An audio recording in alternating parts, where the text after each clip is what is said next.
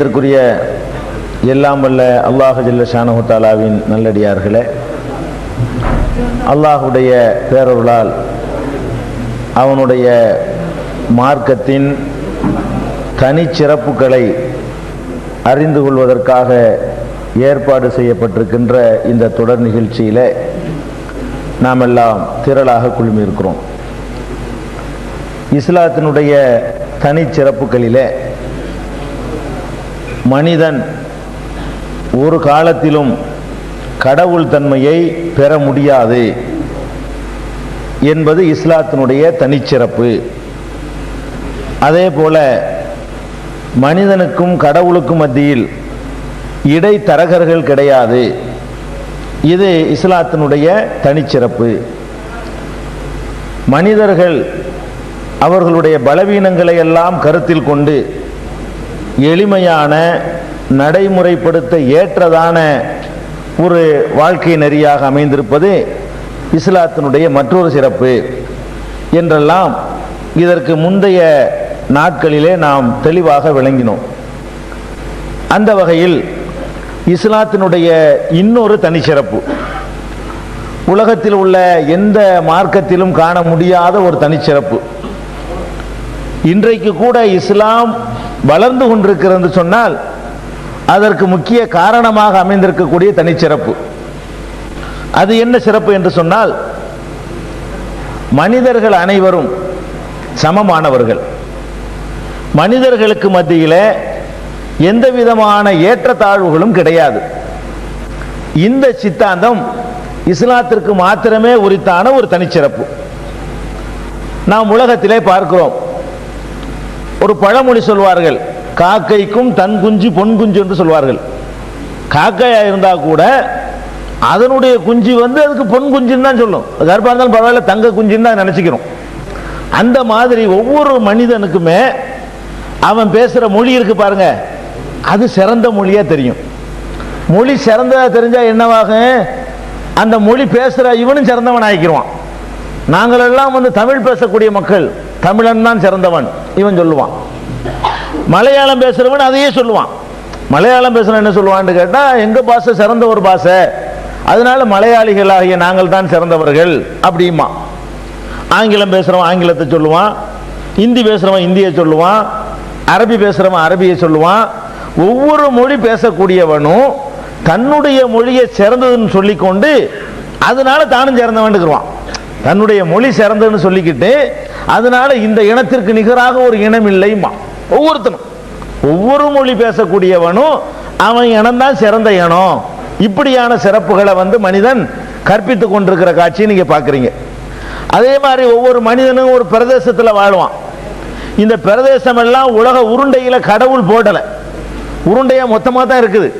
இந்த பிரதேசம் எல்லாம் கோடு போட்டிருக்குதா? உலக உருண்டை எடுத்து பாருங்க, மனிதன் தயாரிக்கிற உருண்டையில் இருக்கும்.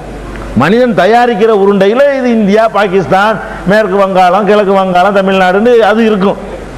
அல்லாஹ் படைச்சிருக்கிற உருண்டை இருக்க, அதுல நீங்க ஏறி ஒரு சுத்தி வந்தீங்கன்னா அதுல தமிழ்நாடும் இருக்காது, ஆந்திராவும் இருக்காது, இந்தியாவும் இருக்காது, பாகிஸ்தானும் இருக்காது, ஒரு உருண்டை தான் இருக்கும். அப்ப இந்த பிரதேசங்கள் எல்லாம் நம்ம போட்டுக்கிட்டோம், நம்மளா போட்டுக்கிட்டோம். ஆனாலும் மனுஷன் என்ன நினைக்கிறான் தெரியுமா? தமிழ்நாட்டில் வாழ்றவன் இந்த பிரதேசம் தான் சிறந்த பிரதேசங்கிறான், இந்தியாவில் இருக்கிறவன் இந்த மாதிரி ஒரு நாடு உண்டுமாங்கிறான், பாகிஸ்தானில் இருக்கிறவனை கேட்டா அவனை அதான் சொல்றான், இந்த மாதிரி ஒரு நாடு உலகத்தில் ஏது, தாய் மண்ணே உன்னை வணங்குகிறோம் வந்தே மாதரம்ங்கிறான் இவன். இந்த மண்ணே உன்னை வணங்குகிறோம் அர்த்தம். இவன் வந்தே மாதரம்னு சொல்ற மாதிரி அவன் அந்த மண்ணை வந்தே மாதரம்மா. அமெரிக்காக்காரனுக்கு அவன் வந்தே மாதரம்னு இந்த மொழியில சொல்லாம இருக்கலாம், வங்காள மொழியில, ஆனா அவனும் அந்த மண்ணை மதிக்கத்தான் செய்வான். அது மாதிரி அவன் வாழக்கூடிய பிரதேசத்தை வைத்துக்கொண்டு அந்த பிரதேசம் புனிதமானதுன்னு சொல்லுவான் ஒருத்தனும். ஒவ்வொருத்தனும் காடா இருந்துச்சு இந்த உலகம், மனிதன் வாழ்வதனால் அதுக்கு ஒரு புனிதம் ஒரு அந்தஸ்து கிடைச்சிருக்கே தவிர பூமி ஒன்றும் புனிதமான பகுதியெல்லாம் தனியா ஒன்றும் கிடையாது. ஆனா என்ன நினைக்குவான், அங்க உள்ள தண்ணீர் வசதி மற்ற வசதிகளுக்கான ஒரு பக்கத்தில் போய் குடியேறி அது ஒரு ஊரா உண்டாகி போயிடும். உண்டான உடனே இது ஒரு புனிதமான இடம், இந்த பூமி உருண்டையிலே இந்த பாரதம்ங்கிறது தனியான சிறந்ததும் இவனை மாதிரி ஒவ்வொரு நாடும் சொல்லுவான். இவன் சொல்ற மாதிரியே ஒவ்வொரு நாட்டுக்காரனும் என்ன செய்வான், இது அது சிறந்தவன் கிட்ட, அதனால நான் சிறந்தவன். நான் யார் தெரியுமா, நான் வந்து இந்தியாக்காரன், நான் யார் தெரியுமா, நான் அமெரிக்காக்காரன். அவன் அமெரிக்காக்காரன், அவன் சிறந்த வரான். இவர் இந்தியாவில் பிறந்ததுனால இவர் சிறந்த வரான். இப்படியாக வாழுகிற பிரதேசத்தை வைத்துக் கொண்டு என்ன செய்யறான், ஒருத்தன் தன்னை உயர்ந்தவன் என்று சொல்லிக் கொள்றான், மற்றவனை எல்லாம் தாழ்ந்தவன் சொல்றான். இதே மாதிரி மொழியை வச்சு சொன்னான், பிரதேசத்தை வச்சு சொன்னான், அவன் சார்ந்திருக்கிற குலம் இருக்குதுல, குலம் கோத்திரம், அதை வச்சுக்கிட்டு உயர்வு கற்பிச்சுக்கிடுவான். நீ என்னடா நாங்க எந்த குலம் தெரியுமில, அது குலம் என்பது பல வகையில் உண்டாகும். குலப்பெருமை என்பது எப்படியெல்லாம் உண்டாகும், ஒரு காலத்தில் எவனோ ஒருத்தன் நல்ல ஆட்சி பண்ணிட்டு போயிட்டான்னு வைங்களேன், அந்த சந்ததியில் ஒருத்தன் வந்திருப்பான். நாங்கள் யார் தெரியுமா, வீரபாண்டிய கட்டபொம்மன் பரம்பரையில் உள்ளவன் அவன் சொல்லிக்கிடுவான். வீரபாண்டிய கட்டபொம்மன் ஒருத்தவங்க ஆட்சி பண்ணான்ல, அவனை பற்றி எல்லாரும் தெரிஞ்சு வச்சிருக்கோம்ல, அவனுடைய பரம்பரைன்னு ஒரு சொல்லிக்கிட்டோன்னு ஒரு உயர்ந்த ஜாதி ஆயிடுவார். நான் என்ன நினச்சிட்டு இருக்கேன், என்னைய நான் யார் தெரியுமா, நான் தான் கட்டபொம்மனுடைய வாரிசு பரம்பரை அப்படிமா. இவன் நான் திப்பு சுல்தான் வாரிசுடாமா, இவன் இன்னொருத்த இவன் என்ன செய்யுமா, இவன் திப்பு சுல்தான் வாரிசுமா, அவன் கட்டபொம்மன் வாரிசுமா. இந்த கட்டபொம்மனுக்கு அந்த வழித்தோன்றலா இருக்கிறதுனால இவர் சிறந்த வரான், இவர் சிறந்துட்டாராம். அவர் திப்பு சுல்தானுடைய வழித்தோன்றலா இருக்கிறதுனால அவர் சிறந்துட்டாராம். அப்ப எந்த குலத்துல எந்த கோத்திரத்தில் ஒருத்தன் உருவாகிறான் என்று வைத்துக்கொண்டு அவன் அவன் அந்த கோத்திரத்தின் அடிப்படையில் என்ன செய்கிறான், சிறப்பு இருப்பதாக நினைத்துக் கொள்கிறான். ஆனா இஸ்லாமிய மார்க்கம் மாத்திரம்தான் இதுல எந்த மாதிரியான பார்வை சரியானதோ, அறிவுக்கு ஏற்றதோ, நியாயமானதோ, எந்த காலத்திலையும் குறை சொல்ல முடியாததோ, அந்த மாதிரி ஒரு சித்தாந்தத்தை உலகத்தில் எடுத்து வச்சது இஸ்லாமிய மார்க்கம் மட்டும்தான். எப்படி எடுத்து வைக்குது, ஒருவன் உலகத்தில், அதாவது இறைவன் சிறந்தவன் யாரு, கடவுளுக்கு அந்தஸ்துல உயர்ந்தவன் யாருன்னு பார்க்கிறதா இருந்தா உலக நடவடிக்கையில் நம்ம பார்க்கணும். உலக நடவடிக்கையில் நம்ம எப்படி நடந்து கொள்றோமோ அதையே அளவுகோலா வச்சு பார்த்தோம்னு சொன்னா இவங்க சொல்ற எல்லாம் தவறுன்னு விளங்கி போயிடும். எப்படி விளங்குன்னு வச்சுக்கிறோமே, ஒருத்தர் கட்டபொம்மன் பரம்பரைக்காரரு, கட்டபொம்மன் பரம்பரைக்காரர் ஒரு ஆளை கொலை பண்ணி விட்டாரு வச்சுக்கிருவோம். நீங்க கட்டபொம்மன் பரம்பரை போயிட்டு வாங்க சொல்லுவானே எவனாச்சு, என் வீட்டில் உள்ள ஒரு ஆளை கட்டபொம்மனுடைய வாரிசு கொலை பண்ணிட்டாரு. அப்ப நான் என்ன பண்ணுவேன், நீ கட்டபொம்மன் வாரிசா இருந்தா எனக்கு என்னடா, என் வீட்டில் ஒரு ஆளை காலி பண்ணிட்டியா இல்லையா அப்படின்னு நான் பார்ப்பேன். நான் ஒவ்வொருத்தனும் பார்ப்போமா, நீங்க மத்தவங்க கொலை செஞ்சா எனக்கு கோவம் வருங்க, நீங்க கட்டபொம்மன் வாரிசு கொலை பண்ணா நான் கோவப்பட முடியுமா, போயிட்டு வாங்க எங்க அத்தை தானே போயிட்டாரு பரவாயில்ல சொல்லுவோமா. அப்ப நம்ம உலகத்தினுடைய நடைமுறைகள்ல வந்து எவன் செய்யறான்னு நான் பார்க்க மாட்டோம், என்ன செய்யறான்னு பார்க்கிறோம். உலக நடைமுறையில் நம்ம என்ன பார்க்கிறோம்னு கேட்டா, செய்யறவன் யாருன்னு ஆளை பார்க்க மாட்டேங்கிறோம், என்ன செஞ்சிருக்கிறான் இவன், என்ன வேலை பண்ணியிருக்கிறான் அப்படிங்கிறத வச்சுதான் நம்ம கோபமோ அவன் மீது பிரியமோ வருது. அதே மாதிரி வச்சுக்கிறோமே, நம்ம வீட்டில் ஒருத்தனை கொலை பண்ணி விட்டான், நம்ம தமிழன் தானே, அந்த மலையாளத்தை மட்டும் கொண்டிருந்தா வேற நடக்கிறது வேற, நீ தமிழ் பேசுற நீ தானே கொண்டிருக்க பரவாயில்ல போயிட்டு வா சொல்லுவோமா. தமிழன் வந்து தமிழ் பேசுறவன், நம்ம தமிழ் இனத்துக்காரன், தமிழ் இனத்துக்காரன் நம்ம வீட்டில் வந்து நினைஞ்சிட்டான், திருட்டிட்டு போயிட்டான், போ தமிழன் தானே திருடின போயிட்டு வா. மலையாளியா இருந்தா கர்நாடகத்துக்காரனா இருந்தா நடக்கிறது வேற, ஆந்திராக்காரன் வந்திருந்தா கொண்டு இருப்பேன், நீ நம்ம தமிழனா சொல்லுவோமா வேணாச்சி. அப்ப அவன் தமிழனா இருந்தா ஏண்ட திருண்ண என் வீட்டு சொத்தை நான் எடுத்திருந்தேன் கேட்பேன் தவிர நீ தமிழன் அதனால நீ செஞ்சு சரின்னு சொல்லுவோமா. அப்ப இந்த குலம் இனம் மொழி இதெல்லாம் வந்து போலி, இதனால எல்லாம் ஒரு சிறப்போ ஒரு சலுகையோ ஒரு அந்தஸ்தோ இல்லைங்கிறது எல்லாருக்கும் தெரியும். அவனுக்கு பாதிக்கும் போது இது எப்ப விளங்குவான், அவனுக்கு பாதிக்கும் பொழுது நீ அவனை வந்து தமிழன் பார்க்க மாட்டான், குற்றவாளின்னு தான் பார்ப்பான், மனுஷன் தான் பார்ப்பான். நீ ஒரு குற்றம் பண்ணிருக்கிற, நீ சொந்தக்காரன் செஞ்சாலும் அப்படித்தான் நினைக்குவான். அண்ணன் தம்பிக்குள்ள பங்காளி ஒரு ஜான் சண்டையே, ஒரு ஜான் நிலத்துக்கு சண்டை போடும் போது கூட அண்ணன் தம்பியை வெட்ட போறான், தம்பி அண்ணனை வெட்ட போறான், அங்க உறவு கூட வந்து நிக்கல, அங்க என்ன வருது, அபகரிக்கிற மட்டும் தான் நிக்குது, அவன் செய்யற செயல்கள் தான் வருது. அப்ப எந்த ஒரு உயர்வு தாழ்வு கொடுப்பதா இருந்தாலும் இது உயர்வு கொடுக்கிறதுக்கு தாழ்வு கவர்மெண்ட் எடுத்து மனுஷனை விட்டுருவோம், ஒரு அரசாங்கத்தை எடுத்துக்கிறோமே, நான் கொலை பண்ணி விட்டேன், நான் கொலை பண்ண உடனே என் பிள்ளைய பிடிச்சி வர சொல்லி இவனை தூக்கில் போடுங்க சொல்லுவானா, நான் கொலை பண்ண என்னையை தேடி பிடிக்கணும், அதான் எந்த கவர்மெண்ட்டும் செய்யும். உலகத்தில் உள்ள எந்த ஆட்சியாளனும் வந்து ஒருத்தன் செஞ்சு தப்புக்காக வேண்டிய அவனுடைய அத்தாவையோ அவனுடைய தகப்பனையோ அவனுடைய அண்ணனையோ அவனுடைய தம்பியோ கொண்டு போய் தண்டனைக்கு கொடுக்கவே மாட்டான், எவன் செஞ்சிருக்கிறான் அவனை தான் தேடுவான். அப்ப என்ன விளங்குது, சாதாரண ஒரு அறிவு, பெரிய ஆய்வுலாம் ஆராய்ச்சிலாம் வேண்டியதில்லை, சாதாரண அறிவுக்கு புலப்படுறது கூட மதத்தின் பெயரால் சில பேர் மூளை செலவு செய்யப்பட்டனால விளங்க மாட்டேங்குது அவங்களுக்கு. இது ரொம்ப பெரிய தத்துவம் இல்லை, நான் சொல்லக்கூடிய ரொம்ப சின்ன விஷயம், ரொம்ப அற்பமான விஷயம், கடுகளவுக்கு மூளை இருந்தாலே விளங்கி கொள்ளக்கூடிய விஷயம், 1ஆம் கிளாஸ் கூட படிக்க தேவையில்லை இது விளங்குறதுக்கு, அவ்வளவு சின்ன விஷயம். ஆனாலும் பெரிய பெரிய பட்டதாரி நீதிபதி வக்கீல் அவன் இவன் எழுதுறவன் அவன் பெரிய எழுத்தாளர் சிந்தனை அறிவுஜீவிங்கிறான். அவனுக்கு விளங்க மாட்டேங்க என்ன சொல்றான், பாரம்பரியம் இருக்குங்கிறான், கொலப்பெருமை இருக்குங்கிறான், இந்த ஜாதியில நான் பிறந்தனால நான் வசந்தவேங்கிறான், நீ அந்த ஜாதியில பிறந்தனால நீ மட்டமானவேங்கிறான். பகுத்தறிவு இயக்கங்கள்னு சொல்லிக்கிட்டு இருக்கிறவனே மொழி அடிப்படையில் உயர்வு கற்பிக்கிறான். பகுத்தறிவுன்னு சொல்லிக்கிறான் ஒரு பக்கத்தில். அவன் என்ன செய்யறான், தமிழன் என்ற ஒரு இனம் உண்டு, தனியே அதற்கு ஒரு குணம் உண்டு அப்படிங்கிறான். அது அப்படித்தானே சொல்றான். நாங்க எப்படிப்பட்ட இனம் தெரியுமா, கல் தோண்டி மண் தோன்றா காலத்தை முன் தோன்றி மூத்த கூடி தமிழ்ங்கிறான். கல்லு மண்ணுலாம் தோன்றதுக்கு முந்தைய ஆகாயத்தில் பறந்துகிட்டு கிடந்தாம்பல இருக்குது, பூமியில தான் வாழ்ந்திருக்கா. கல்லு மண்ணுலாம் தோன்றுவதற்கு முன்னாடியே நாங்க தோண்டிட்டோம் அப்படிங்கிறான். அப்ப இது இவன் சொல்ற, இவன் தான் சொல்றான் இல்ல, ஒவ்வொருத்தரும் சொல்லிட்டு இருக்கிறான். இதை பகுத்தறிவாதி. இது யார் சொல்றா வேடிக்கை, அறிவை பயன்படுத்தக்கூடியவன் சொல்லிக் கொள்ளக்கூடியவன் அந்த மக்களை உணர்ச்சியை தூண்டி விட்டு அறிவை மழுங்க வச்சு நீ பேசுற மொழியினால் நீ சிறந்தவன் அப்படிங்கிறான். நான் கேட்கிறேன், இந்த மொழி நாம் தேர்ந்தெடுத்து வந்ததா? சாதாரண ஒரு லாஜிக். எந்த ஒரு சிறப்பை ஒருவனுக்கு கொடுக்கிறா இருந்தாலும் அதை அவன் தேர்வு செய்யணும். இப்ப நம்ம பேசுற மொழி இருக்குல்ல, நான் வந்து தமிழ்நாட்டில் பிறந்து தமிழ் பேசணும்னு நான் தேர்ந்தெடுத்துக்கு வந்தேனா? இல்ல, அது தற்செயல். நான் தமிழ்நாட்டில் பிறந்த இந்த பிரதேசத்தில் பிறந்தனே, நான் ரொம்ப சண்டை போட்டு கடவுள்கிட்டையோ அல்ல எங்க அத்தா மாட்டையோ நீ கண்டிப்பா தமிழ்நாட்டில் போய் என்னை பத்தெடுக்கணும் இப்படி நம்ம ஏதாவது செஞ்சோமா? நான் இங்க பிறந்தது தற்செயல், நான் இந்த மொழி பேசுறது தற்செயல். இதுக்காக நான் உழைக்கல, இதுக்காக நான் பாடுபடல. நான் உயரமா இருப்பது, நான் குள்ளமா இருப்பது, நான் கருப்பா இருப்பது, நான் சிவப்பா இருப்பது, நான் குண்டா இருப்பது, நான் இதெல்லாம் எப்படி தற்செயலானதோ, இது நான் உழைக்கலையோ அதுவாக வந்து கொண்டதோ, அந்த மாதிரியான ஒரு அம்சம் தான் எது, ஒரு மொழியை பேசுறது, ஒரு பிரதேசத்தில் வசிக்கிறது. இதெல்லாம் வந்து நம்ம உழைப்புல உள்ளது இல்லை. உழைச்சா அது சிறப்புன்னு சொல்லலாம். இப்படி ஒருத்தன் படிக்கிறான், இன்னொருத்தன் படிக்கல. 1ஆம் கிளாஸ் ஒருத்தன் பிஏ, ரெண்டையும் சமம் நம்ம சொல்ல மாட்டோங்க. இந்த 1ஆம் கிளாஸ்ங்கிற இவன் திமுருல 1ஆம் கிளாஸா இருக்கிறான். இந்த பிஏக்கு போனவன் அவன் உழைச்சும் பிஏ வானான். தற்செயல அவன் திணிச்சிடல யாரும்.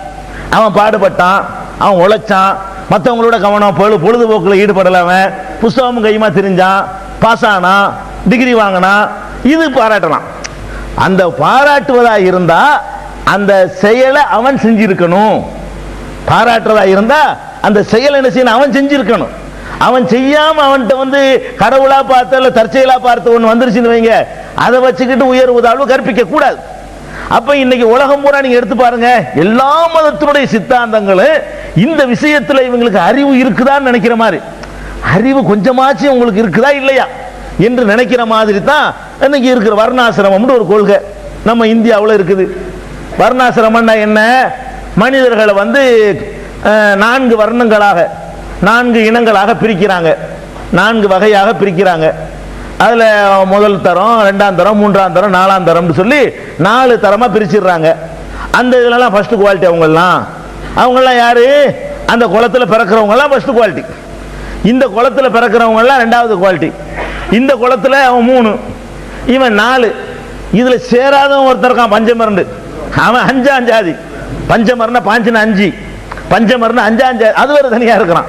அப்ப இந்த 4 போக பஞ்சமர் வேற தனியா இருக்கிறாங்க.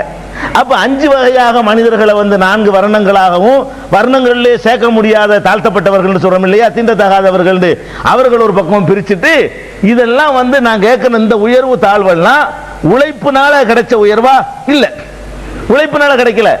அந்த குளத்துல இவர் பிறந்துட்டாராம், இவர் இந்த குளத்துல பிறந்தாராம், அதனால கீழே உள்ளவராம். அவர் அந்த குளத்துல பிறந்துட்டாராம், அதனால அவர் வந்து வசந்த வரான். இதான் அந்த உயர்வு தாழ்வுக்கு அளவுகளை வச்சிருக்கிறான். இதை ஒரு அறிவுள்ள எவனாக ஒத்துக்கிற முடியுமா? ஒரு அறிவுள்ளவன், ஒரு சிந்திக்கக்கூடியவன் கொஞ்சமாச்சும் மூடு, இது எப்படி நம்ம அந்த குடும்பத்தில் பிறந்ததுனால நம்ம இப்படி வசந்தவங்க ஆகும், அதை நினைக்க மாட்டேங்கிறான் இவன். இன்னொரு பக்கம் எடுத்துக்கிட்டீங்களா, இன்னொரு உலகத்திலே பெரிய மதம், அவங்க என்ன பண்றாங்க, எல்லாரும் பாவியா பிறக்கிறான். பிறக்கும் போது என்ன செய்யறான், எல்லாரும் பாவியா பிறக்கிறான். ஒருத்தர் வந்து எல்லார் பாவத்தையும் சேர்த்து சுமக்கிறாரு. ஒருத்தர் வந்து என்ன செய்யறாரு, அவ்வளவு பேர் பாவத்தை சுமக்கிறதுக்காக வேண்டி தன்னையே அவர் சிலுவையில் பலியாக்கி கொண்டாரு, அதனால எல்லார் பாவத்தையும் ஒரு சுமந்து கொண்டாரு அப்படிங்கிறான். ஒருத்தர் பாவத்தை ஒருத்தர் எப்படி சுமக்க முடியும்? அவன் ஒருத்தர் பாவத்தை ஒருத்தர் சுமக்கிறதுன்னு உலகத்துல அந்த வாட்டிக்கன்லயாவது சட்டம் உண்டுமா? உலகத்துல எத்தனை நாடுகள் இருக்குது. இந்த வாட்டிக்கன் வந்து போப்பாண்டவரே முழு அதிகாரியா இருக்கக்கூடிய ஒரு நாடாவும் இருக்குது. அந்த வாட்டிக்கன்ல கூட ஒருத்தன் சுமக்கி ஒருத்தனுக்கு தண்டனை கொடுப்பாரு அவரு? ஒருத்தன் செஞ்ச தப்புக்காக வேண்டி அவங்க வீட்டு பிள்ளைக்கு அவங்க வீட்டு அப்பனுக்கு தண்டை கொடுப்பாரா? கொடுக்க மாட்டாரு. இது உலகத்துக்கு அறிவுக்கு ஏத்துக்கிறா சித்தாந்தன் அவருக்கே சொல்லுது. இதை கடவுள் ஏத்துக்குவாங்கிறார். அவர் எதை ஏத்துக்கொள்ள மாட்டாரோ, பைத்தியகார்த்தம் நினைக்கிறாரோ அதை யார் ஏத்துக்குவாராம்? கடவுள் ஏத்துக்குவாராம். ஒருத்தன் செஞ்சு ஒருத்தன் சம்பந்துக்க இவர் ஏத்துக்கிற மாட்டாராம். ஏன் ஏத்துக்கிற மாட்டேன்? இது என்ன கிறுக்குத்தனம்? இப்ப நம்ம போய் கேட்கிறோம், ஏங்க அவன் கொலை பண்ணிட்டான், அவன் அத்தாவை பிடிச்சி அப்பாவை பிடிச்சி சொத்துக்குள்ள போடுங்கன்னு கேட்கிறோம். யார்கிட்ட கேட்கிறோம்? போப்பாண்டவர்கிட்ட. என்னோட கிறுக்கனா இருக்க, அவன் கொலை பண்ண அப்பனே கடை போடணும். போப்பாண்டவருக்கு அப்புறம் இல்லையா? இப்போ போப்பாண்டவருக்கு இருக்க புத்தி கூட கடவுளுக்கு கிடையாது. கடவுள் என்ன பண்ணுவாரு? வேண்டாம், நீ பாவம் செஞ்சில, ஆதம் பாவம் செஞ்சாராம். ஆதம் செஞ்ச நீ பாவி, ஆதம் பாவம் செஞ்சதுனால பிறக்கிறவன் எல்லாம் பாவி. ஆதம் பாவம் செஞ்சு நான் ஏன்டா பாவியா போறேன்? கிறுக்குத்தனமா இருக்கேன் நம்ம கேட்கிறோம். அப்ப கடவுளுக்கு இருக்கனா இருக்கலாமா? ஊ இருக்க மாட்டாங்களாம். ஊ பகுத்தறிவாதியா இருப்பாங்களாம். கடவுள் லூசா இருக்கலாம். கடவுள் லூசுக்கு இருக்கனா அப்படிங்கிற பாருங்களேன், எவ்வளவு கேவலமான ஒரு சித்தாந்தம். இஸ்லாம் வந்து இதை மிதி மிதின்னு மிதிக்குது. அறிவு எது உனக்கு நேர்ந்தால் என்ன எப்படி நடப்ப? நீ உனக்கு ஒரு கொடுமை ஏற்பட்டுருச்சுன்னு சொன்னா செஞ்சவனை பிடிப்பியா, அதை செய்யாதவனுக்கு பிடிப்பியா? இதுதான் கேள்வி. நீ வகுத்து வச்சுக்கிற நாட்டில் உள்ள அரசியல் சட்டங்கள்ல உலகத்தில் எத்தனை நாடுகள் இருக்கு? எந்த நாட்டில நீ இப்படி சட்டம் ஏற்றி வச்சிருக்கிறியா? இல்ல இல்லப்பா. அப்ப ஏன் ஒருத்தன் செஞ்சதுனால ஒருத்தனுக்கு உயர்வு கொடுக்குற? உயர்வுன்னு சொன்னா ஒருத்தன் நல்ல காரியம், வீரபாண்டி கட்டமும் ஆட்சி பண்ணுனா, தியாகம் பண்ணுனா, ஒரு படையை திரட்டினா, ஒரு நாட்டை உருவாக்கணும், அவனுக்கு பெருமை, அதை பாராட்டுவோம், நம்மளும் பாராட்டுவோம். அவன் செஞ்சதுனால உனக்கு என்னடா? நீ என்ன பண்ணுன? அதான கேள்வி. அப்ப இந்த குல பெருமை அடிக்கிறவனெல்லாம் எவனோ ஒருத்தன் நல்லா ஏதோ சாதனை பண்ணியிருப்பான், அது தனக்கு ஒட்டிக்கிட்டே வருதுன்னு நினைச்சுக்கிட்டு இருக்கிறான் இவன். அதே மாதிரி எவனோ ஒருத்தன் தாழ்த்தப்பட்டவர்கள் எவனோ ஒருத்தர் கீழான ஒரு காரியம் செஞ்சிருப்பான், அவன் செஞ்சதுனால அவனை ஒட்டிக்கிட்டே வருதான். காலகாலத்துக்கு அந்த தலைமுறை தலைமுறையா அந்த இழிவு ஒட்டிக்கிட்டே வருதுங்கிறான். ரெண்டுக்கும் அதான் காரணம். மனிதனை இழிவுபடுத்துறதுக்கும் சரி, உயர்ந்தவன் நினைக்கிறதுக்கும் சரி, எல்லாத்துக்குமே இந்த அடிப்படை தான் காரணம். இஸ்லாம் இதை ஒத்துக்கிறதா? இல்ல. இது தனிச்சிறப்பு உலகத்தில் எங்கேயும் கிடையாது, எந்த மதத்திலையும் எந்த சித்தாந்தத்திலையும் கிடையாது. அவ்வளவு அற்புதமான ஒரு வாழ்க்கை நெறி. எப்படி சொல்லுது? அஸ்திவாரத்தில் கை வைக்குது இஸ்லாம். எப்படி அஸ்திவாரத்தில் கை வைக்குது? பிறப்புனால வசந்தவன் நினைக்கிற, அப்படித்தானே? அதான மனுஷன் நினைப்பு. மனுஷன் நினைப்பு என்ன? இந்த குளத்தில் பிறந்தா இவர் வசந்துட்டாரு, அந்த குளத்தில் பிறந்தா அவர் தாழ்ந்துட்டாரு அப்படிங்கிறான்ல. அல்லாஹ் என்ன பண்றான் தெரியுமா? ஒரு அடி அடிக்கிறான். எப்படி? மனிதர்களே, குளத்தினாலதான் வசந்தவங்கிறீங்க. நீங்க எல்லாரும் ஒரு ஜோடி, நான் படைச்ச ஜோடி ஒண்ணுதான். நீங்க அவ்வளவு பேர் அதுக்கு தான் பிறந்து வந்திருக்கிறீங்க. ஒரு ஆதம்னு ஒரு ஆம்பளையை படைச்சேன், ஹவ்வாண்டு ஒரு பொம்பளையை படைச்சேன். இந்த ரெண்டு பேர் மூலமாக பல்கி பெருகின ஆள்கள் தான் நீங்க. பிறப்புனால குளத்தினால ஒரு உயர்வு கிடைக்குன்னு சொன்னா அவ்வளவு பேருக்கு அது கிடைக்கும். இஸ்லாம் சொல்லக்கூடிய சித்தாந்தம் என்ன? அட எல்லாம் எந்த வழி தோன்றலே, அதாவது நீ மனித அவருடைய வழி தோன்று கடைசியில் யாரில் போய் முடியும்? ஆதம்லான போய் முடியும். ஒரு ஜோடியை தானே நான் படைச்சேன். அப்ப நான் ஒரே ஒரு ஜோடியை படைச்சிருக்கிறேன். அந்த ஒரு ஜோடிக்கு நீங்க எல்லாரும் பிறந்திருக்கிறீங்க. அவன் என்ன ஜாதியா இருந்தாலும் சரி, என்ன மொழியா இருந்தாலும் சரி, என்ன பிரதேசமா இருந்தாலும் சரி, அவன் எங்க வாழ்ந்தாலும் சரி, அதை பத்தி கவலை இல்லை. தமிழனுக்கு முப்பாட்டம் யாருன்னு கேட்டா ஆதம் தான். அரபு பேசுறவனுக்கு முப்பாட்டம் யாருன்னு கேட்டா ஆதம் தான். ஆங்கிலேயனுக்கு முப்பாட்டம் 3 இல்ல, ஃபர்ஸ்ட் முதல் பாட்டம் யாருன்னு கேட்டா அவனுக்கு ஆதம் தான்.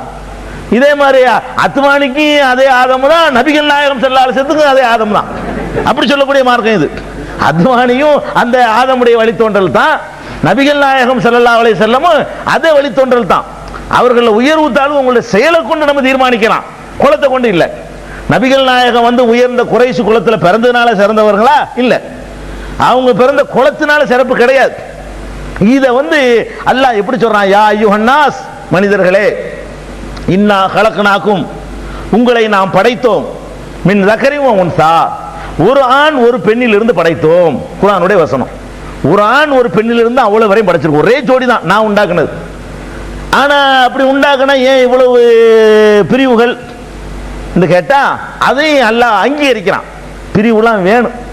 பிரிவு உயர்வு கற்பிக்க உதவக்கூடாது, அடையாளம் கண்டுக்கிறதுக்கு வேணும். பிரிவுங்கிறது அடையாளம் காண்பதற்கு வந்து வேணும். அதனால என்ன பண்றோம்? இன்சியல்ல வச்சு அடையாளம் காண்றோம். அப்துல் காருன்னு 4 பேர் இருக்கிறான். அப்துல் கார் வந்தாரு. எந்த அப்துல் காரு? அப்துல் கார் வந்தாரு. எந்த அப்துல் காரியா? அப்துல் கார் தான் யா சொன்ன பதிலாகுமா? அப்ப என்ன செய்யணும்? இந்த அப்துல் காதருக்கு அந்த லிங்கிச்செடுத்தர் இருக்குல்லப்பா, அவன் அந்த அப்துல் காதர், அவரா, ஏதோ ஒரு அடையாளம் சேர்க்கணும். அல்ல என்ன செய்யணும்? இந்த காதர் மீரா இருக்கார்ல, அவரு பேரன் அந்த அப்துல் காதர், இப்படி ஏதாவது சேர்க்கணும். அப்ப அப்துல் காதர் மொட்டையை 4 பேர் இருக்கும்போது 40 பேர் இருக்கும்போது அப்துல் காதர் வந்தாருன்னு விளங்காது. அந்த எழுத்தாளராக இருக்கிறார்ல அந்த அப்துல் காதர், இந்த பேச்சாளராக இருக்கிறாரு அந்த அப்துல் காதர், அந்த படிச்சுட்டு இருக்கிறாரு அந்த அப்துல் காதர், அன்னைக்கு தூக்கு போட்டு ஒருத்தர் செத்தாரா அவர் மகன், ஏதோ ஒன்று சொல்லணும், ஏதோ ஒன்று சொல்லணும், எதையாச்சும் ஒரு அடையாளத்தை சொன்னாதான் விளங்கும். அல்லாஹ் என்ன செய்யறான், அதே மாதிரி உங்களை கிளைகள் கோத்திரங்களா இருந்துட்டு போங்க, அது வேணாங்கள. வஜஅல்நாக்கும் ஷுஉபன் வ கபாயில, உங்களை கிளைகள் கோத்திரங்களாக நாம் ஆக்கி இருக்கிறோம். எதற்கு ஆக்கி இருக்கிறோம் கேட்டா லிதஆரஃபு, நீங்கள் வேறுபடுத்தி தெரிஞ்சுக்கிறதுக்காக வேண்டி, பளிச்சுன்னான்னு தெரியணும். பூமி பூரா ஒண்ணுதான், பூமி பூரா ஒண்ணுங்கிறதுனால அதுக்கு சர்வே கிருவே ஒண்ணுமில்லாம் மொட்டையா விட்டா எவன் விட்டு இடம் எங்க யாருக்கு தெரியுமா? அட்டு தபால் போடுறோம், பூமி அப்துல் காதர் பூமி நிலப்ப போகுமா போகுமா, அடையாளம் வேணுமா இல்லையா? அதுக்காகத்தான் இந்தியா. எதுக்கு இந்தியா? சவுதியிலிருந்து கடிதம் போடுறோம், அப்துல் காதர் பூமின்னா போகாது, என்ன பண்ணணும், அதுக்கு ஒரு வேணும் இந்தியா. இந்தியா சரி, இந்தியா பெருசுல, அது தமிழ்நாடு, அதுல தமிழ்நாடு பெருசா இருக்கு, மெட்ராஸ் மெட்ராஸ் அதுவும் பெருசா இருக்கு, அது மண்ணடி, அது தம்புசெட்டி தெருவு, இதான். இதெல்லாம் எதுக்கு? அறிஞ்சிக்கிறதுக்கு தேவைப்படுது. இது அறவே தேவையில்லைன்னு நல்லா சொல்லல. அதெல்லாம் எல்லா பூமி எல்லாம் ஒண்ணுதான், இந்தியான்னு பேர் வைக்காத, தமிழ்நாடு பேர் வைக்காத, ஒத்தனும் அவனுக்கு பேர் வச்சுக்கிறாத, இப்படி சொல்லக்கூடிய மார்க்கம் இல்லை. அது தேவை, அதனுடைய அவசியத்தை இஸ்லாம் விளங்குது. ஆனா எதுக்கு இதெல்லாம்? லிதஆரஃபு, நீங்கள் ஒருவரை ஒருவர் வித்தியாசப்படுத்தி அறிந்து கொள்வதற்காக வேண்டித்தான் கிளை கோத்திரம் எல்லாம் பயன்படுத்திக்கிறங்க. நான் அந்த கோத்திரம், நான் இந்த கிளைன்னு சொல்லிக்கிறேங்க. எதுக்கு சொல்லிக்கிறேன்னு, நீங்க யாருன்னு தெரிஞ்சுக்கிறதுக்காக வேண்டி. ஒரு கொலையே செஞ்சுட்டான் அப்துல் காரு, தூக்கு தண்டனை பிடிக்கணும், எவனையாச்சும் பண்ணா போட முடியுமா?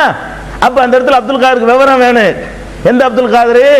அந்த ராவணாமுனா விட்டு அப்துல் கார் எங்க பகுதியில் அப்படி கோத்திரம், ராமநாதபுரம் ஜில்லாக்கு இன்சில் தான் கோத்திரம். காவண்ணாமுனா, சாவண்ணாமுனா, பிஎன்ஆர் ராணா, ராவணா பீனா, இப்படிப்பாங்க. அப்படிதான் சொன்னா தானே விளங்கு. இந்த ராவண பீனா இருக்காருல்லப்ப, அந்த அப்துல் கார் பிடிச்சிட்டு வா, அப்படி சொல்லலன்னா வேற காவண்ணாமுனா கொண்டாந்து போட்டுருவான் தூக்குல, ஆயிருமா இல்லையா? அப்ப அல்லாஹ் என்ன சொல்றான், வஜஅல்நாக்கும் ஷுஉபன் வ கபாயில, உங்களை கிளைகளாக கோத்திரங்களாக நாம் ஆக்கி இருக்கிறோம். எதற்கு தெரியுமா? லிதஆரஃபு, ஒருவரை ஒருவர் வேறுபடுத்தி அறிந்து கொள்வதற்கு தான். அப்ப உயர்வுக்கே இல்லையா? இல்ல. உயர்வு வேற உயர்வு தான் எப்படி? அப்ப எல்லாம் சமமா? ஒரு கேள்வி வருதுல. அப்ப ஆதமுக்கு பிறந்தோம், அப்ப எல்லாம் ஈக்குவல் தானா? இல்ல, ஈக்குவல் இல்ல. உயர்வு இருக்குது. எதை கொண்டு இருக்குது? அதையும் சொல்றான்ல, உயர்வு இருக்குது. இன்ன அக்ரமக்கும் இன்தல்லாஹி அத்காக்கும், உங்கள உயர்ந்தவர் யார் தெரியுமா? இறைவனை அஞ்சி நற்செயல் செய்கிறவர் தான். செயலால் உயர முடியும், பிறப்பால் உயர முடியாது. நான் செய்யற செயலால திருடுறவனு, திருடு வேணான் இருக்கிறவனு சமமாவானா? ஆக மாட்டான்ல. சமூகத்துக்கு தொண்டு செய்யறவனு அதை மறுக்கிறவனு சமமாக முடியுமா? ஆக முடியாதுல. படிச்சவனு படிக்காதவனு சமமாக முடியாது தானே. ரவுடியும் சாலிகான மனிதன் சமமாக முடியாது தானே. அது ஆகலாம். உயர்வு தாழ்வு இருக்கிறது. அது எப்படின்னா அவன் தேர்ந்தெடுத்துக்கிற செயல்னால, உனக்கு நீனே விரும்பாம உன் தலையை சுமத்தப்பட்டது இல்லை. இது இப்படியான உயர்வுகள் இருக்குது. இன்ன அக்ரமக்கும் இன்தல்லாஹி அத்காக்கும், உங்கள சிறந்தவர் யாருன்னு கேட்டா, யார் அல்லாஹ்வை ரொம்ப பயப்படுறீங்களோ. அல்லாஹ் பயப்படுறா என்ன அர்த்தம்? அல்லாஹ்வை பயந்தாலே அழகான வாழ்க்கை வாழ்வான், அதான் அர்த்தம். எல்லா நல்ல செயலும் வந்துடும். அல்லாஹ் பயப்படுறங்கிற சின்ன வார்த்தையை நினைக்க கூடாது. அல்லாஹ் ஒருத்தன் பயந்துட்டான்னு சொன்னா கொலை செய்ய மாட்டான், கொள்ளடிக்க மாட்டான், பொய் சொல்ல மாட்டான், புறம் பேச மாட்டான், கோல் சொல்ல மாட்டான், அடுத்த சொத்துக்கு ஆசைப்பட மாட்டான், விபச்சாரம் பண்ண மாட்டான், தண்ணி அடிக்க மாட்டான், சூதாட மாட்டான். அல்லாஹ் அஞ்சிருந்தா அவ்வளவு அடங்கி போயிருது. அல்லாஹ் அஞ்சிரவன்னா எல்லாத்துலயும் ஒழுங்கா நடக்கிறவன், அதுக்கு அர்த்தம். எல்லாத்துலயும் ஒழுங்கா நடக்கிறான அவன் தான் உங்களில் சிறந்தவன். அந்த சிறப்பை இஸ்லாம் ஒத்துக்கிறமே தவிர பிறப்பினால் வரக்கூடிய சிறப்பை இஸ்லாம் ஒத்துக்கொள்ளாது. இது எவ்வளவு அற்புதமான நெறின்னு பாருங்க. இது ஒரு விஷயம் என்ன தெரியுமா? இதுல நம்மெல்லாம் தமிழன் மொழி வெறியில கூடவனா இருக்கான், மொழி உணர்வு அதிகம் இருக்குது. இவனாவது மொழி உணர்வு இவனை சொல்லலாம்.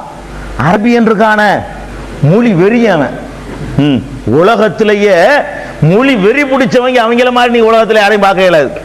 அப்படி வெறி பிடிச்சவங்க. வெறி பிடிச்சவங்கிறதுக்கு என்ன ஆதாரம் கேட்டா, அவங்க பாஷைக்கு பேர் அரபியான். திருக்குரான் தமிழாக்கம் பி ஜெய்னுல் ஆபிதீன் வெளிவந்து விட்டது 8வது பதிப்பு. அனைவருக்கும் புரியும் எளிய நடை, தேவைப்படும் வசனங்களுக்கு தெளிவான விளக்கங்கள், கலை சொற்களின் விளக்கங்கள், திருக்குரான் எவ்வாறு அருளப்பட்டது, எவ்வாறு தொகுக்கப்பட்டது என்பது குறித்து முழுமையான விளக்கம். நபிகள் நாயகம் ஸல்லல்லாஹு அலைஹி வஸல்லம் காலம் முதல் இன்று வரை குர்ஆன் பாதுகாக்கப்பட்ட வரலாறு, திருக்குரான் இறைவனின் வார்த்தைகள் என்பதற்கான அடுக்கடுக்கான ஆதாரங்கள், முந்தைய பதிப்புகளை விட மெருகூட்டப்பட்ட செய்திகள், கூடுதலான பக்கங்கள், அழகிய வடிவமைப்பு, உயர்தரமான வெளியீடு. மூன் பப்ளிகேஷன் நம்பர் 83/3, முதல் மாடி, மூர்தரு, மண்ணடி, சென்னை 1. போன் 65690810. அரபின்றுவாங்க. அரபி பேசுனா அரபி. அரபி இல்லாதவங்க இருக்கிறாங்கல்ல, தமிழ் பேசுறோம், மலையாளம் பேசுறோம், இங்கிலீஷ் பேசுறோம். நமக்கெல்லாம் என்ன பேர் வச்சிருக்கான் தெரியுமா? அஜமின்னு வச்சிருக்கான். அவன் அரபியான். அரபி இல்லாதவர்களுக்கெல்லாம் வச்சு பேர் என்ன? அஜமி. அஜமின் எதுக்கு சொல்றது? கால்நடைகளுக்கு சொல்றது, வாயில்லா ஜீவனுக்கு சொல்றது. அது ஒரு மொழியே இல்லையா நம்ம இதெல்லாம். எவ்வளவு வெறியேன்னு பாருங்க. அவன் என்ன பண்ணிருக்கிறான்னா, அது வந்து மொழியா. அஜ்முன்னா அந்த கால்நடைகள் இருக்கிற வாயில்லா ஜீவன். இந்த வாயில்லா ஜீவனத்தை அஜமிம்பாங்க. அதுல சேர்க்கிறாங்க நம்மள. யார? அப்ப எவ்வளவு வெறி பிடிச்சவன் பாருங்க. அவன் பேசுறதுதான் மொழியா. நம்ம பேசுறதுலாம் ஆடு மாடு கத்துற மாதிரி உள்ளதான். ஆடு மாடு கத்துனா என்ன மாதிரி இருக்குமோ அதான். வேற ஒண்ணு இதெல்லாம் பாஷையே கிடையாது. ஆங்கிலம் அவனுக்கு பாஷை கிடையாது, மலையாளம் அவனுக்கு பாஷை கிடையாது, தமிழ் அவனுக்கு பாஷை கிடையாது. நம்ம தமிழனாச்சு வேற பாஷை இருக்குன்னு பாஷை தான் ஒத்துக்குருவோம். ஆனா சிறந்துன்னு வாழாடுவோம். அவன் என்ன பண்ணிக்கிட்டு இருந்தான்? பாஷை இது ஒண்ணுதான் பாஷை, மற்றதெல்லாம் பாஷையே கிடையாது. மிருகத்தினுடைய உளறல்கள், மிருகத்தினுடைய கூச்சல்கள் அப்படின்னு சொல்லலாம். யாரு? அரபி. இன்னைக்கு அஜமின்னு தான் சொல்லுவோம் நம்மளையெல்லாம். அது அப்படி ஒரு பேரை வாங்கிவிட்டான் அந்த காலத்திலேயே. அரபி, அஜமி. நாங்கள் அரபிகள், நீங்கள் அஜமிகள் அப்படிமா. அப்ப இந்த மாதிரி வந்து விரி பிடிச்சவனுக்கு மத்தியில கடைசி ஹஜ்ஜி நபிகள் நாயகம் ஸல்லல்லாஹு அலைஹி வஸல்லம் அவர்கள் அரஃபாவுல உரை நிகழ்த்துறாங்க. அரஃபா மைதானத்துல ஒட்டகத்தில் அமர்ந்து கொண்டு இறுதி உரைன்னு சொல்லி அது ஒரு புத்தகம் கூட போட்டிருக்கிறாங்க. அந்த உரை நிகழ்த்துறாங்க பெருமானார் ஸல்லல்லாஹு அலைஹி வஸல்லம். ரொம்ப அற்புதமான வரலாற்று சிறப்பு வாய்ந்த ஒரு உரை. ஏன்னா மரணத்தை தழுவ போறாங்க, கடைசி வருஷம். அதுல வந்து இஸ்லாம் மக்களுக்கு சொல்ல வேண்டிய செய்திகளை எல்லாம் அழகான முறையில தொகுத்து சொல்றாங்க. அதுல என்ன சொன்னாங்க? லா ஃபضل அரபியின் அலா அஜமியின். அரபி பேசுறவனுக்கு அஜமின்றது அவன் தான் வச்சுக்கிட்ட பேர். அதனால அந்த வார்த்தை அவங்க யூஸ் பண்றாங்க. அப்பதான் விளங்க அவனுக்கு. அரபி பேசுபவர்களுக்கு அஜமிகளை விட ஒரு கடுகளவு சிறப்பும் கிடையாது. அந்த மொழிக்காரர் சொல்லணும். இன்னைக்கு கருணாநிதி சொன்னா கல்ல விட்டு அடிப்பான். தமிழ் மொழியை பேசிக்கிட்டு தமிழுக்கு எந்த சிறப்பும் கிடையாதுன்னு கருணாநிதி சொல்ல முடியுமா? வீரமணிக்கு சொல்ல முடியுமா? யாராலையும் சொல்ல முடியாது. நபிகள் நாயகத்துக்கு சொல்ல முடியுது. அந்த பாஷையை பேசக்கூடியவர், அந்த ஒரு பாஷை தான் அவருக்கு தெரியும், அரபு மொழி மட்டும்தான் அவருக்கு தெரியும். அந்த மொழி வெறி பிடிச்ச மக்கள், அந்த மக்களை பண்படுத்தி பக்குவப்படுத்தி வென்றெடுத்த பிறகு சொன்னாங்க கல்லறி உணவுல காரணம் என்ன? அந்த மக்களை பண்படுத்தி முடிச்சுட்டாங்க. இவங்க பண்படுத்தல, இவன் தூண்டில விட்டு வச்சுக்கிறான். இங்கேயும் சொல்ல முடியும், இவனையில கிளப்பி விட்டு வச்சுக்கிறான். மக்களுக்கு சாவியை கொடுத்து உணர்வை ஏற்றி விட்டு வெறியை உண்டாக்கி மொழி அடிப்படையில் நீ சொந்தவன் ஆயிரலாம் அப்படின்னு சொல்லி, அதனால ஒரு செயலும் செய்ய மாட்டேங்கிறான். நம்ம மொழி நல்ல மொழி பேசுறவங்க நம்ம சிறந்தவன் தானே, மனிதனுக்கு நல்ல செயல் செய்யணும். செயலை கொண்டு தாண்டா உயர்வு உண்டா, செயல் செய்ய முயற்சி பண்ணுவான். மொழியை கொண்டு தான் உயர்வு உண்டா, ஒன்றும் செய்ய மாட்டான். அதான் மொழி தான் பேசுறவங்கள வேற என்ன. இந்த ஒரு இருமாப்பிளை நம்மளை இருக்க வச்சு விட்டாங்க.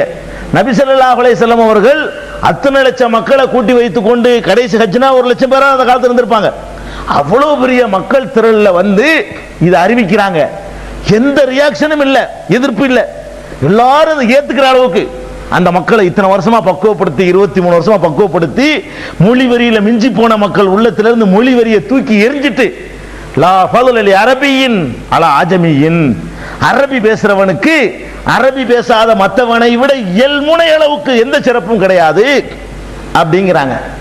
அதே மாதிரி அன்றைக்கு வந்து தோல் நிறத்தை வைத்து உயர்வு கற்பிச்சுக்கிட்டு இருந்தான். அதே அரபியில என்ன கேட்டா, அரபி பகுதியை ஒட்டுன பகுதி அபிசீனியா.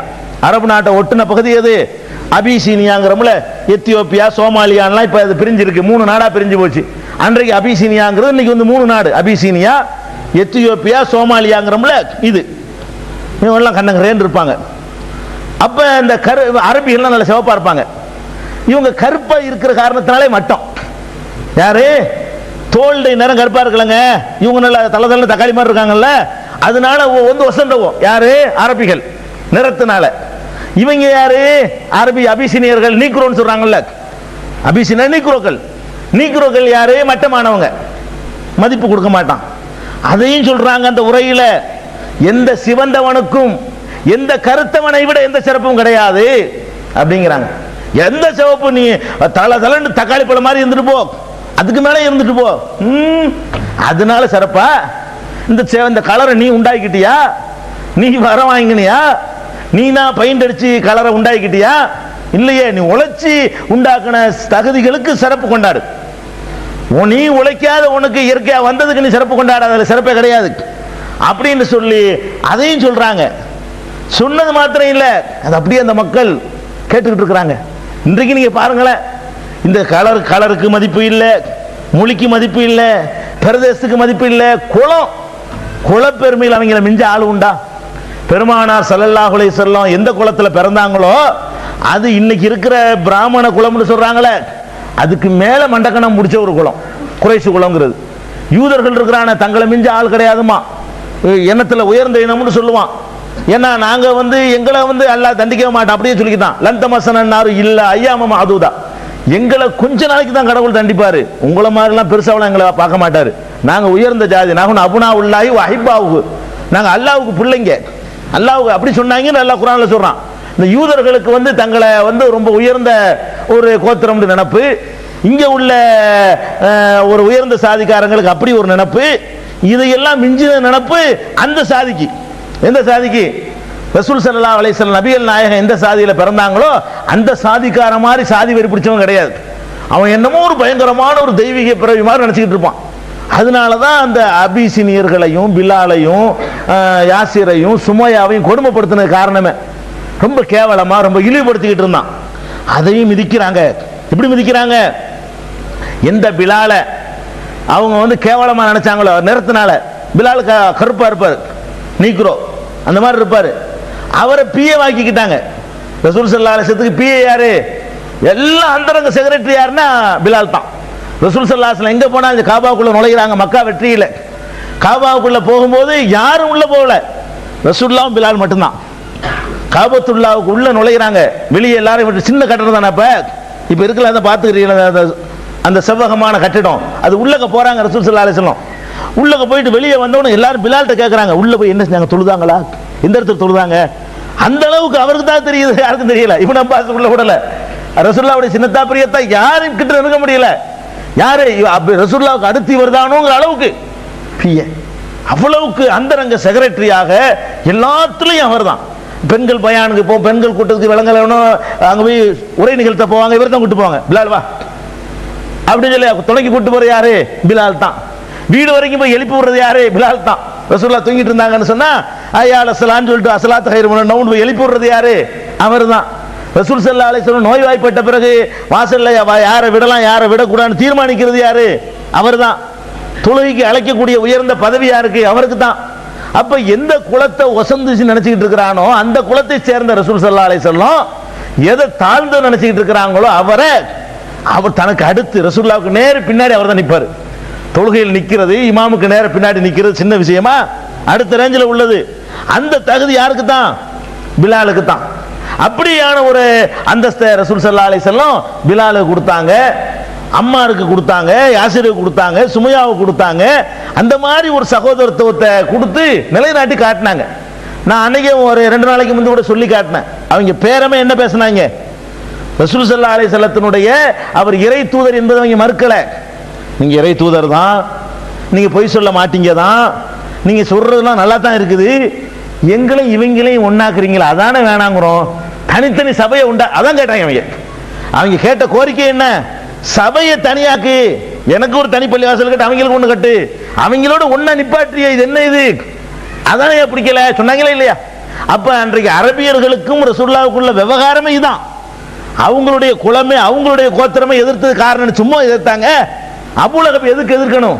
நபிகள் நாயகத்துடைய பெரிய தகப்பனார், நான் தான் வளர்க்குவேன் போட்டி போடுறாரு.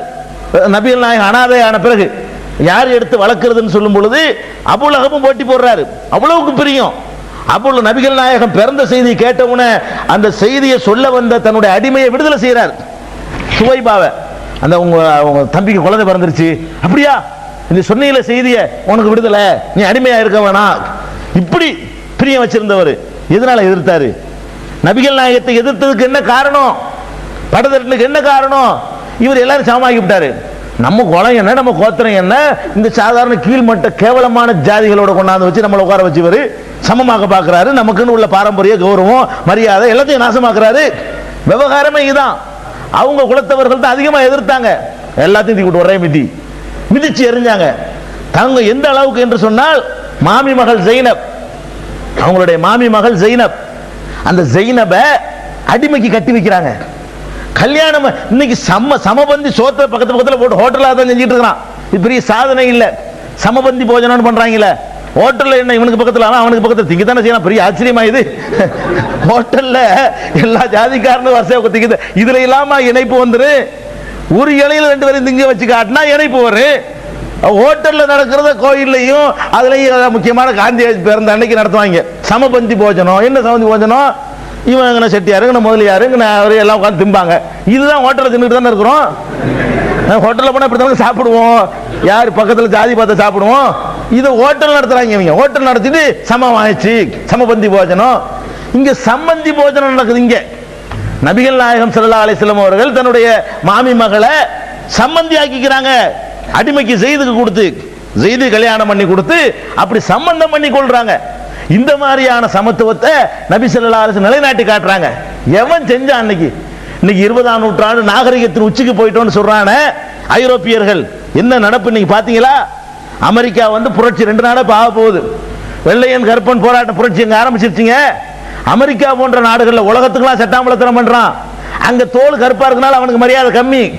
அங்க புரட்சி வெடிச்சுக்கிட்டு இருக்குது. ஆப்பிரிக்காவில் என்ன கதை?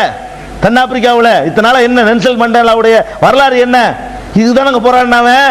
கருப்பா இருக்கிற காரணத்துல எங்களை ஏண்டா எல்லாத்தையும் ஒதுக்கி வைக்கிறேன் அவன் போராடினா. இத்தனை வருஷம் ஜெயிலில் இருந்தான் நெல்சன் மண்டேலா. இன்னைக்கு வரைக்கும் ஆட்சி வேண்டா பிடிச்சிருக்கலாம் மெஜாரிட்டி இருக்கிறதுனால. இன்னைக்கு வரைக்கும் அந்த ஆதிக்கத்தை இவனுக்கு முடியல. தென்னாப்பிரிக்கா பூரா கருப்பேன், கிரிக்கெட் டீம் பூரா வெள்ளக்காரன். தென்னாப்பிரிக்காவில் ஆட வர்றான கிரிக்கெட் யாரு? சும்மா தக்காளி யாரு? அவங்க அதிகாரத்தை பூரா நீங்க கையில் வச்சிருக்கிறாங்க. இவங்க சேர்த்துக்கிற மாட்டேங்கிறான். அட 7 வெள்ளக்காரனோட ஒரு 4 கருப்புக்காரனை சேர்த்து விட முடியாதுன்னு ஒத்துக்கிற மாட்டாங்க. இவங்களுக்கு என்ன, உனக்கு அதிகாரத்தை கைப்பிடிக்க முடிஞ்ச தவிர அவனும் ஜீரணிக்க வைக்க முடிஞ்சா? 2 பேரையும் கை கொடுக்க வைக்க முடிஞ்சா? ஒரு விளையாட்டுல 2 பேரையும் ஒன்னா சேர்க்க வைக்க முடிஞ்சா இன்னைக்கு வரைக்கும்? இல்ல. இதுதான் இன்னைக்கு உள்ள நிலைமை. அப்ப நபிகள் நாயகம் ஸல்லல்லாஹு அலைஹி வஸல்லம் செஞ்சு காட்டின புரட்சி என்ன, இஸ்லாம் காட்டின புரட்சி என்ன, எல்லாம் சமம்னு சொல்லிவிட்டு அதை பிராக்டிக்கலா கொண்டு வருது பாருங்க. சுப்ஹானல்லாஹ். அதை பிராக்டிக்கலாக்கி இருக்கு பாருங்க. சொல்லலாம் யார் வேணா. இப்ப கருணாநிதி சொல்லியிருக்காரு, ஒன்றே குலம் ஒருவனே தேவன் உண்டாகிற வரைக்கும் சமத்துவபுரம் திறந்துகிட்டே இருப்பேன். நேத்து ஒரு ஊர்ல திறந்து வச்சுட்டு பேசியிருக்கிறாரு. இன்னைக்கு பேப்பர்ல வந்திருக்கு, எல்லா பேப்பர்ல வந்திருக்கு. இன்னைக்கு ஒன்றே குலம் இஸ்லாத்துக்கு போன்னு சொல்ல வேண்டிய, ஓப்பன சொல்ல வேண்டியான ஒன்றே குலம் ஒருவனே தேவன் இஸ்லாம் தானங்க. ஒன்றே குலம் எல்லாரும் ஒரே குலம்னு சொல்றது இஸ்லாம் தான். ஒருவனே தேவன் லாயிலா இல்லல்லான்னு சொல்லக்கூடியது. இதை உடைச்சு இஸ்லாத்துக்கு சொல்ல வேண்டியான, நீனு வந்துட வேண்டியான ஈஸியான வேலை. ஒரு என்ன செய்யறாரு, ஒன்றே குலம் ஒருவனே தேவன்ங்கிறது உண்டாகிற வரைக்கும் நான் கட்டிக்கிட்டே இருப்பேன்.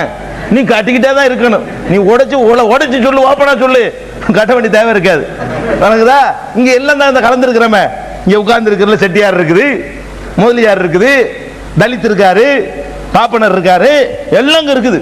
இந்த உட்கார்ந்து இருக்கிற சபையில் இருக்கு. இல்ல இல்லையாங்க, 3 தலைமுறைக்கு முன்னாடி நீங்க எல்லாம் யாரு? அதானே செட்டியா இருப்பீங்க, இல்ல முதலியாரா இருந்திருப்பீங்க. இந்த காட்டி இருக்கிறோம். இதான் சமத்துவபுரம். சமத்துவபுரத்தை ஒவ்வொரு நாள் 5 வேளையும் பள்ளியாசல் நிப்பாட்டி வச்சு எப்படி பிராக்டிகலா கொண்டு வர்றாங்க.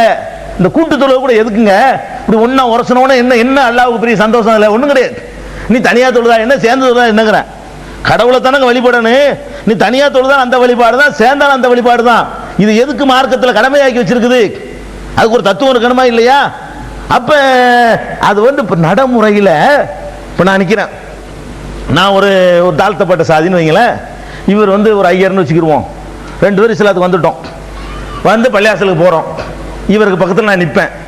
முதல் நாளைக்கு மட்டும் இவர் என்ன செய்வார், என்ன இவன் நம்ம கிட்ட நிற்கிறான்னு அப்படின்னு நினைக்குவாரு. சுப்புகளை நினைக்குவாரு. லொகர்லையும் போய் அவர்கிட்ட நான் நிற்பேன். முதல் நினைச்சார்ல அவ்வளவு வெறுப்பு இருக்காது, அது ஒரு 5% குறையும். 95 தான் வெறுப்பு இருக்கும் அவருக்கு. அசர்லையும் போய் கிட்ட போய் நிற்பேன், 90 தான் வெறுப்பு இருக்கும்.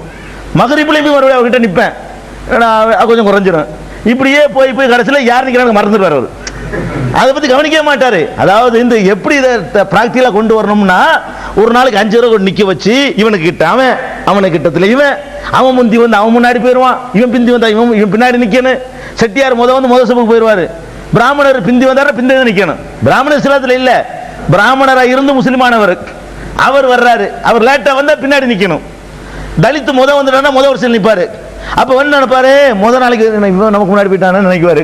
அப்புறம் என்ன ஆயிரும், சரி அல்ல அப்பதானே சொல்றான், நம்ம வரணும், வந்தா பரவாயில்ல, நம்ம லேட்டால வந்திருக்கிறோம் அப்படி ஜீர்ணிச்சுக்கிறாரு.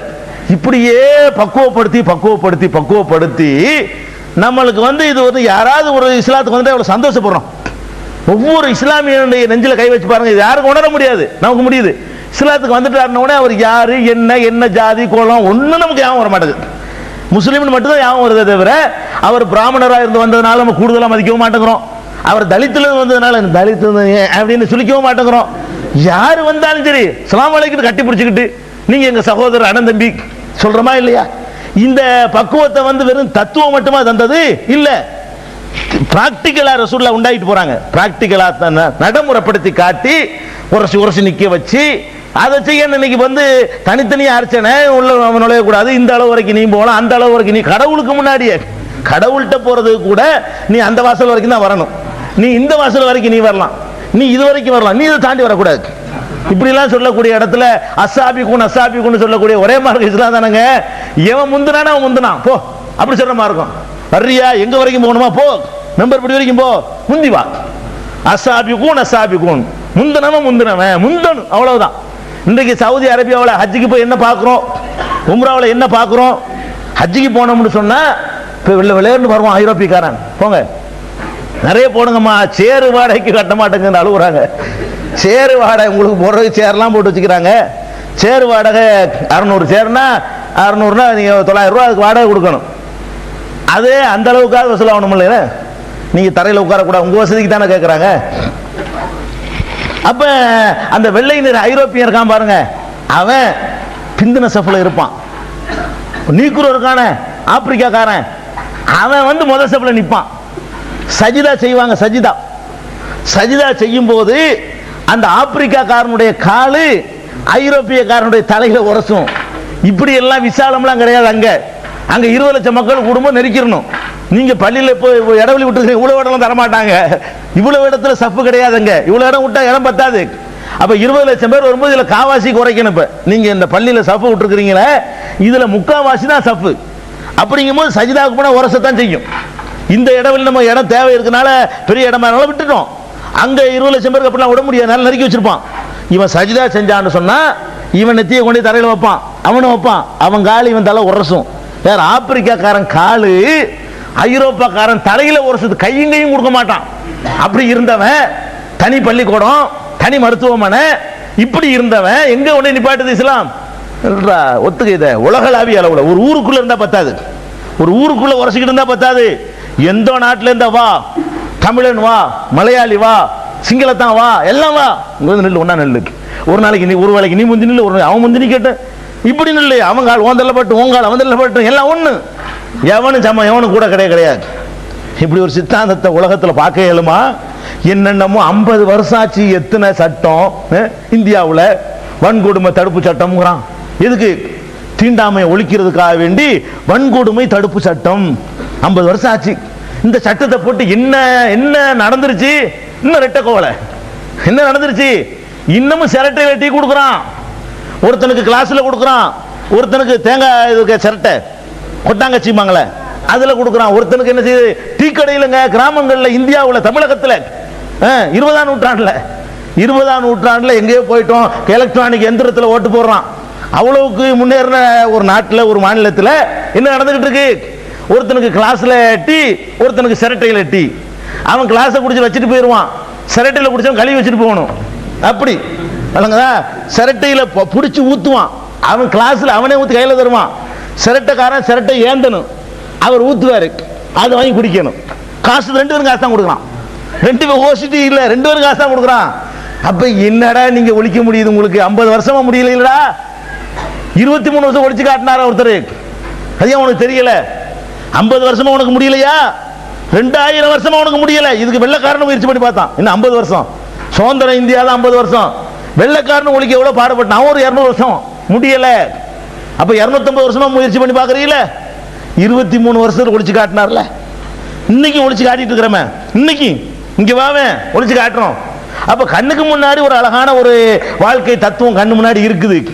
இந்த எல்லாம் ஒழியணும்னு சொன்னா மொழி வெறி, இனவெறி, குலவெறி, எல்லாம் பிரதேச வரி, நாட்டு வெறி எல்லாம் ஒழிஞ்சு மனிதனே என் தலை தூக்கணும்னு சொன்னா, எல்லா மனுஷனும் சமண்டு வரணும்னு சொன்னா, அது இஸ்லாத்தை தவிர உலகத்துல எந்த மார்க்கத்தினாலே முடியாது, எந்த சித்தாந்தத்தினாலே முடியாது. எவனாலே நீங்க வேண்டா இதை ஏற்றுக்கொள்ளாத வரைக்கும் நீங்க குறிச்சு வச்சுக்கலாம், உலகத்துல இருந்தா குறிச்சு வச்சுக்கிறீங்க. இன்னொரு 5000 வருஷம் ஆனாலும் சரி உங்களால தீண்டாம ஒழியாது, ஒழியாது. இன்னும் 5000 வருஷம் ஆனாலும் சரி, இன்னும் வகை வகையான நீங்க சட்டங்களை தீட்டினாலும் சரி நடக்கவே நடக்காது. ஒரே ஒரு தீர்மானம் தான், லா இலாஹ இல்ல. கருணாநிதி சொன்ன மாதிரி, கலைஞர் சொன்ன மாதிரி, ஒன்றே குலம் ஒருவனே தேவன் தான்.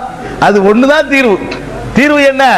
ஒன்றே குலம் ஒருவனே தேவன்ங்கிறது நெசமா சொல்லணும், உள்ளத்துல சொல்லணும்.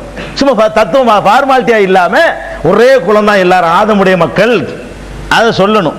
அப்படி சொல்லிட்டா தீண்டாம ஒழியும், மக்கள் சமத்துவமா சகோதரத்துவமா வாழ்வாங்க. அதனால நீ கூட்டம். முகமது அலி யாரு உங்களுக்கு தெரியல? முகமது அலி கீழே அவர் யாரு? அவர் ஒரு நீக்குறோ. அவனுக்கு கிடைச்ச புகழ் மாதிரி எவனுக்கும் கிடைக்கல. உலக குத்துச்சண்டை அமெரிக்காக்காரன் குத்துச்சண்டையில ஜெயிக்கிறான், தொடர்ந்து சாம்பியனாவே ஆகிட்டு இருக்கிறான். எவனும் வெல்ல முடியல. வெல்ல முடியாத ஒரு மலை மனுஷன் மலையா இருக்கிறான். அந்த அவ்வளவு புகழ் வந்தும் கூட அவன் ஒரு நிக்கிறோங்கிறனால மதிக்க மாட்டேன்ட்டாங்க எங்க அமெரிக்க அரசாங்கம். அவன் கருப்பன், நிறம் கருப்புங்கிற பேர் கேசியஸ் கீழே. அவன் ஒரு கருப்பன் என்ற ஒரே காரணத்துக்காக வேண்டி அவனுக்கு உரிய மரியாதை கொடுக்கல. அவன் பார்த்தான், என்னடா இவ்வளவு மேல போன பிறகு மதிக்க மாட்டேங்கிறாங்க. உலகமே தெரிஞ்ச ஒரு ஆளா நான் ஆகிட்டேன். கேசியஸ் கிளேண்டா எல்லாருக்கும் தெரியும். அதுக்கு பிறகு கூட நம்மளுக்கு மரியாதை இல்லை, நம்மளை உட்கார வைக்க மாட்டேங்கிறான். நம்ம ஒரு சபைக்கு போனா நம்மளை கலரை வச்சு ஒதுக்கி வச்சிடறான். லாயிலா இல்லலாம் அடிச்சான். அவன் என்ன பண்ணான்? ஒரே வழிதான்டா இருக்குது, மரியாதை வேணும்னு சொன்னா, மானத்தோட வாழணும்னா ஒரே வழிதான் இருக்குன்னு உலக சாம்பியனா இருக்கும்போது லாயிலா இல்லல்லா சொல்றான். உலக சாம்பியனாக பட்டம் பெற்ற பிறகு கையை உயர்த்தி சொல்றான், லா இலாஹ இல்லல்லாஹ் முஹம்மது ரசூலுல்லாஹ். அப்புறம் என்ன? போன ஒலிம்பிக்கு அவனை கூப்பிட்டு ஏத்த சொன்னாங்க.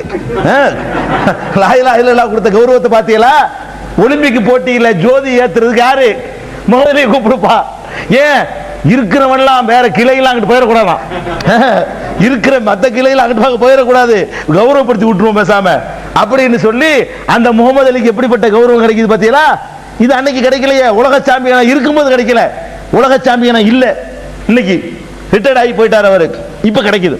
அப்ப இதெல்லாம் நம்ம பார்க்கணும். என்னத்து தானே மேல எவ்வளவு உச்சஸ்தாய்க்கு போனாலும் சரி, அந்த மனித சமத்துவம் வரவே ஜெகஜீவன் ராம் ஒன்று பத்தாதா? ஜெகஜீவன் ராமுக்கு மேல ஒரு உதாரணம் வேணுமா? இந்தியாவில் ரொம்ப காலம் மத்திய மந்திரியா இருந்தவர்ல ஒரு ஆளு ஜெகஜீவன் ராம்.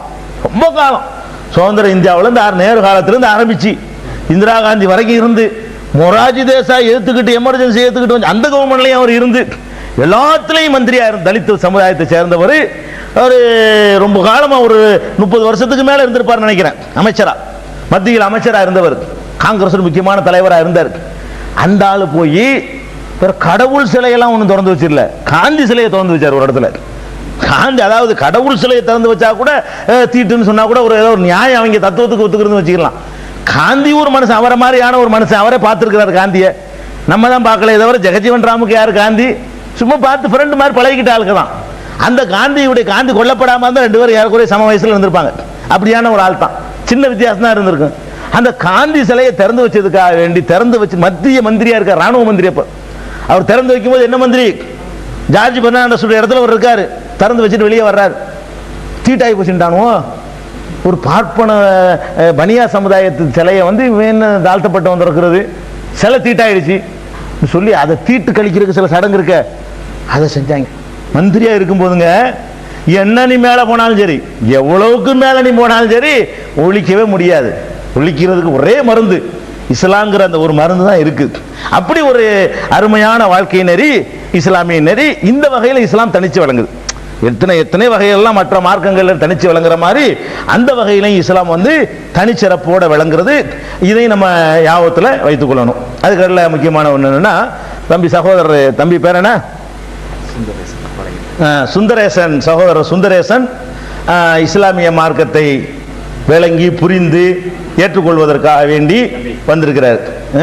இஸ்லாமிய மார்க்கத்தை அவராக விளங்கி சிந்திச்சு, புக்கெல்லாம் படிச்சிருக்கீங்களா, நிறைய கேசட்டெல்லாம் கேட்டிருப்பீங்க, நிறைய கேட்டிருப்பீங்க. விளங்கி ஏற்றுக்கொள்றதுக்கு வந்து இப்போ தான் தாக்கங்கள், அதாவது சிந்திக்கக்கூடிய மக்கள்கிட்ட வார்டு போய் சென்றடைஞ்சிக்கிட்டே இருக்குது. இப்போ நேற்று உங்களை சொன்னா இல்லையா, கமலாதாஸ் வந்ததை சொன்னேன். கமலாதாஸ் பெரிய எழுத்தாளர்.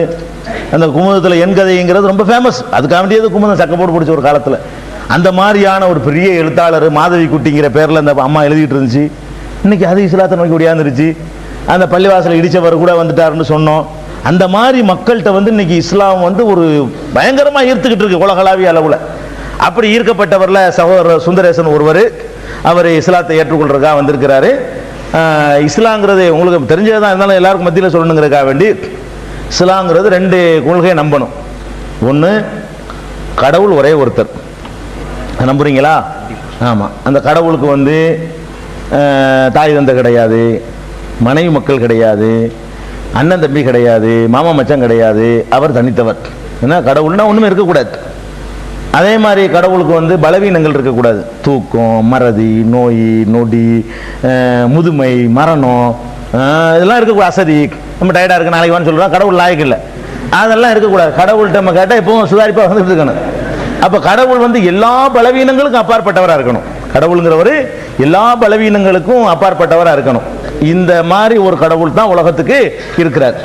அவர் எந்த மொழி பேசினாலும், எந்த நாட்டில் வாழ்ந்தாலும், வானம், பூமி, சூரியன், சந்திரன் எல்லாத்தையும் யார் படைச்சார், அவர் தான் அத்தனை பேரையும் படைச்சிருக்கிறாரு. அப்படிப்பட்ட ஒரே ஒரு கடவுளை தவிர வேறு எந்த கடவுளும் இல்லைன்னு நம்புறீங்கல்ல, இது முதல் கொள்கை. இதான் லா இலாஹ இல்லல்லாஹ்னு சொல்லுவாங்க. வணக்கத்திற்கு உரியவன் அல்லாஹ்வை தவிர யாரும் இல்லைன்னு சொல்லுவாங்க. ரெண்டாவது, இந்த கொள்கை வந்து முதல் மனிதர் ஆதமுடைய காலத்திலிருந்து உலகத்துக்கு சொல்லப்பட்டாலும் ஒவ்வொரு காலத்தில் மறைஞ்சு போயிடும். சொன்னவங்கள கடவுளாக்கிடுவாங்க. இதை கடைசியாக புதுப்பிக்க வந்தவர் நபிகள் நாயகம். அவர் தான் வந்து இந்த மாதிரி இந்த கொள்கையை சொல்லி திரும்பவும் அந்த காட்டுமிராணி மக்கள்கிட்ட இந்த கொள்கை நிலைநாட்டி அடி வாங்கி உத வாங்கி நாடு கடத்தப்பட்டு சொத்து சோதெல்லாம் இழந்து பல கஷ்டங்களுக்கு மத்தியில் இந்த கொள்கை நிலைநாட்டுறதுக்காக வேண்டி உலக வரலாற்றில் யாரும் பண்ணாத அளவுக்கு பெரிய தியாகங்கள், பெரும் அளவுக்கு தியாகங்கள் பண்ணி இந்த கொள்கையை தந்துட்டு போன அந்த மக்கள்கிட்ட அறிமுகப்படுத்திட்டு போனவர் நபிகள் நாயகம். அவர் கடவுளுடைய தூதர் அப்படின்னு நம்ம நம்பணும். ஆனால் கடவுள் கிடையாது, அவர்கிட்ட எந்த கடவுள் அம்சமும் அவர் கிடையாது, மனிதர் தான் கடவுளுடைய தூதர். அதாவது ஒரு கடவுள் கொள்கை நமக்கு சொன்னார். எப்படி வாழ்க்கை நடத்தினால் கடவுளுக்கு பிடிக்கும் அப்படிங்கிறத நமக்கு சொல்லி தந்தார். அவரை வந்து கடவுளுடைய தூதர்னு நம்பணும். இந்த ரெண்டையும் நம்பிட்டீங்கன்னா முஸ்லீம் ஆயிட்டீங்க. நம்புறீங்கல்ல? சொல்லுங்க. அஷ்ஹது அல்லா இலாஹ இல்லல்லாஹு வ அஷ்ஹது அன்ன முஹம்மதன் அப்துஹு வ ரசூலுஹு. வணக்கத்திற்குரியவன் அல்லாஹ்வை தவிர யாரும் இல்லை என்று நான் உறுதியாக நம்புகிறேன். முகமது நபி அவர்கள் அல்லாஹ்வின் தூதர் என்றும் நான் உறுதியாக நம்புகிறேன். முஸ்லீம் ஆயிட்டீங்க. அவ்வளோ சடங்கெல்லாம் கிடையாது. இஸ்லாத்தில் வர்றதுக்குன்னு சடங்கெல்லாம் கிடையாது. இந்த நிமிஷத்துல இருந்து நீங்க எங்களுடைய உடன் பிறந்த சகோதரர். வணங்குதா? உங்களுடைய எல்லா நல்லது கெட்டது எல்லாத்துலையும் நாங்கள் ஒரு அங்கம். வணங்குதா? நீங்க சமுதாயத்தோட கலந்துடணும், பள்ளியாசலுக்கு தொடர்பு வச்சுக்கிறணும், எல்லாத்துலேயும் முடிஞ்ச அளவுக்கு அந்த மாதிரி பண்ணிக்கிறணும்.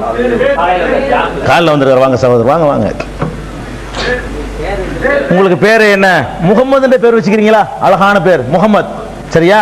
நபிகள் நாயகத்தினுடைய பேர் உங்களுக்கு முகமது. சரியா? ஷார்ட்டா இருக்கட்டும். சரி, அந்த மாதிரி முகமது மாதிரி ஒரு வாழ்க்கையை வாழணும். சரி வாங்க. சரி வாங்க உட்காருங்க. உங்க பேர் என்ன? நடராஜ். சகோதரர் நடராஜ் வந்து இன்னைக்கு காலையில் ஆமாம் புதுப்பேட்டை மர்க்கஸ்லையா அங்கே வந்து இஸ்லாத்தை ஏற்றுக்கொண்டிருக்கிறாரு. ஏற்றுக்கொண்டார், அறிமுகம் தான், சொல்லிக் கொடுக்க வேண்டியதில்லை. இந்த இஸ்லாமிய மார்க்கத்தை நீங்கள் வந்து வாழ்க்கையில் கடைப்பிடிக்கணும். என்ன வாழ்க்கையில் கடைப்பிடிச்சி முஸ்லீம்களை பார்த்து நீங்கள் இது பண்ணிடக்கூடாது. அவங்க நிறைய அவங்களே இஸ்லாத்தை கடைப்பிடிக்கிறது இல்லை. நிறைய பேர், கொஞ்சம் பேர் கடைப்பிடிக்கிறாங்க. நீங்கள் கடைப்பிடிக்கிற பார்த்துட்டு மக்கள் வரணும். கூட்டம் கூட்டமாக என்ன செய்யணும்? இவ்வளோ அழகான ஒரு வாழ்க்கை நிறையா அப்படின்னு வந்து, ஏன்னா இவங்களுக்கெல்லாம் பாரம்பரியம். நாங்கள்லாம் இருக்கமே, நாங்களாம் விளங்கி வரல, ஏதோ எங்கள் அப்பா அம்மாட்ட தான் வந்துட்டோம். உனக்குதா நீங்கள் விளங்கி வர்றீங்க. இந்த இருக்கிற இங்கே எல்லாரையும் விட நீங்கள் 2 பேர் உயர்ந்த ஆளுக்க. இருக்கிற இந்த சபையிலேயே இருக்கிற அவ்வளோ பேரை விட நீங்கள் 2 பேர் தான். மற்றவங்கள சமம் தான் கொடுப்பாங்க. நாங்கள் உயர்வு தர்றோம். ஏன்? நாங்கள் விளங்கி வரல, நீங்கள் விளங்கி வந்திருக்கிறீங்க. அந்த வகையில் உங்களுக்கு இருக்கு. நாங்கள் இதை ஏற்றுக்கொள்றதா தியாகம் செய்யலை. நீங்கள் நிறைய தியாகம் செய்ய வேண்டியிருக்கும். சொந்தம், பந்தம், மாமா, மச்சான், அண்ணன் எல்லாம் உங்களுக்கு எதிராக மாறலாம். எல்லாத்தையும் இழக்க வேண்டி வரும். பெரிய தியாகம் பண்ண வேண்டி வரும். அதனால நீங்கள் எங்களை எல்லாம் விட உயர்ந்த நிலையில் இருக்கிறீங்க. அந்த அடிப்படையில் உங்களை பார்த்து இன்னும் நிறைய பேர் என்ன செய்யணும், இந்த வாழ்க்கையினரை ஏற்றுக்கொள்வதற்கு இது பண்ணணும். உங்கள் பேர் இப்போ என்ன பேர் வச்சிருக்கிறீங்க?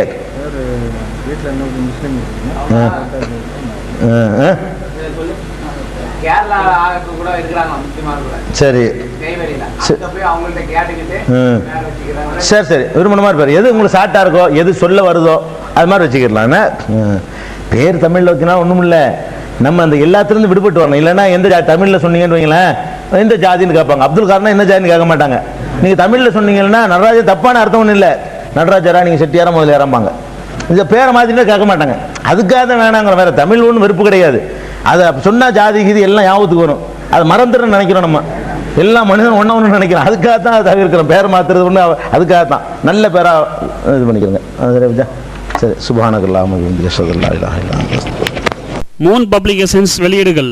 இஸ்லாமிய அடிப்படை கல்வி, திருமுறையின் தோற்றுவாய், திருக்குரானில் அறிவியல் சான்றுகள் பாகம் 1, அர்த்தமுள்ள கேள்விகளும் அறிவுபூர்வமான பதில்களும், குரான் கூறும் ஓரிரை கொள்கை, நபி வழியில் தொழுகை சட்டங்கள், மாமனிதர் நபிகள் நாயகம், குரான் மட்டும் போதுமா, ஹதீஸ்கள் குரானுக்கு முரண்படுமா, அழகிய இஸ்லாமிய பெயர்கள், இதுதான் பைபிள், ஜனாசாவின் சட்டங்கள், ஏகத்துவமும் இணை வைப்பும், திருக்குரானின் அறிவியல் சான்றுகள் பாகம் 2, இஸ்லாம் பெண்கள் உரிமையை பறிக்கிறதா, பிறை ஓர் விளக்கம், இஸ்லாம் ஓர் இனிய மார்க்கம், நபி தோழியர் வரலாறு, குற்றச்சாட்டுகளும் பதில்களும், நோன்பு, இயேசு இறைமகனா, வருமுன் உரைத்த இஸ்லாம், உண்மை தோழர் அபுபக்கர் அலி, பெண்களுக்கான நபி வழி சட்டங்கள், அறிவுச்சுடர் அன்னை ஐசார் அலி, இஸ்லாத்தில் சொர்க்கம் நரகம், நபி தோழர்களும் நமது நிலையும், துவாக்களின் தொகுப்பு, முகைதீன் மௌலிது ஒரு ஆய்வு, குரானை எளிதில் ஓதிட, நபிகள் நாயகம் பல திருமணம் செய்தது ஏன், யாக்குத்பா ஒரு ஆய்வு, நபி வழியில் நம்ஹஜ், நபி வழியில் குழந்தை வளர்ப்பு, தராவி தொழுகை ஒரு ஆய்வு, ஜக்காத் ஒரு ஆய்வு, இஸ்லாத்தில் இல்லறம், கியாமத் நாளின் 10 அடையாளங்கள், நபிகளாரின் நற்போதனைகள், மன்னரை வாழ்க்கை,